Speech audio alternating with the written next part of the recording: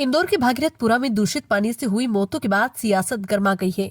मंगलवार को इंदौर में प्रेस वार्ता करते हुए मध्य प्रदेश विधानसभा के नेता प्रतिपक्ष उमंग सिंघार ने प्रदेश की बीजेपी सरकार, मंत्री कैलाश विजयवर्गीय और महापौर पुष्यमित्र भार्गव पर सीधे सीधे लापरवाही, भ्रष्टाचार और कुप्रबंधन के गंभीर आरोप लगाए। उन्होंने मंत्री कैलाश विजयवर्गीय और महापौर पुष्यमित्र भार्गव से इस्तीफे की मांग की। साथ ही शहर के रहवासी संघों से अपने क्षेत्र का वाटर सोशल सर्वे करवाने की अपील भी की। नेता प्रतिपक्ष उमंग सिंघार ने कहा कि नए साल पर इंदौर आया था, सोचा था खुशियां मिलेगी, पर यहां तो कई घरों के दीपक बुझ चुके हैं।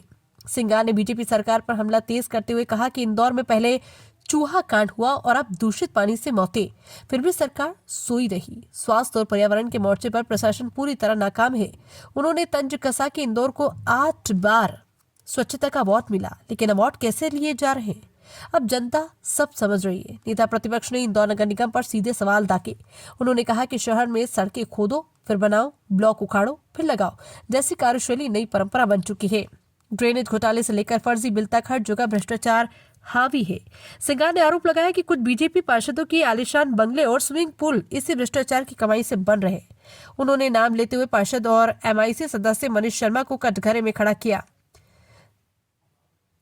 सिंघार ने सबसे बड़ा हमला भागीरथपुरा ड्रेनेज टेंडर पर किया। सिंघार ने खुलासा किया है कि 30 जनवरी 2023 को परिषद ने लाइन डालने का निर्णय लिया, लेकिन टेंडर को 2 साल क्यों लगे और जब टेंडर हुआ तो 5 महीने बाद भी काम शुरू क्यों नहीं हुआ। उन्होंने दस्तावेज लहराते हुए कहा कि ये देरी किसी साधारण लापरवाही का नाम नहीं, बल्कि सुनियोजित प्रशासनिक मिली भगत का सबूत है। सिंघार ने कहा कि स्वच्छता पर 8000 करोड़ खर्च होने के बावजूद शहरों के हालात उजाड़ है।